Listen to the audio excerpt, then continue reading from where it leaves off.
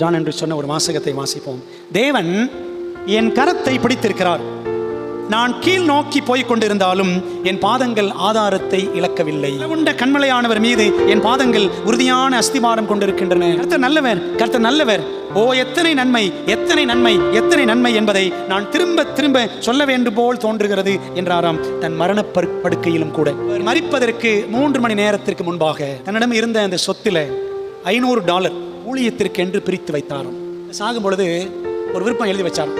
அவருடைய கடைசி ஆசை, நான் இறந்ததுக்கு அப்புறம் ரிவ்யூ அண்ட் ஹெரால்டு பத்திரிகையில் ஜான் ஆண்ட்ரூஸ் மரித்து போனார், என்னை குறித்து மரண அறிவிப்பு தவிர வேற எந்த புகழ்ச்சி வார்த்தைகளும் எழுதக்கூடாதுன்னு எழுதி வச்சுட்டு செத்தார். We are not supposed to be self-seeking. அருமையான ஒரு பாடம். இன்றைய விசுவாசிகளும் ஊழியர்களும் அப்படிப்பட்ட தாழ்மையையும் தியாகத்தையும் கடைபிடித்தால் எவ்வளவு நலமாயிருக்கும். மரண வேளையும் ஊழியத்திற்கு கொடுக்க நமக்கு மனம் வருமா?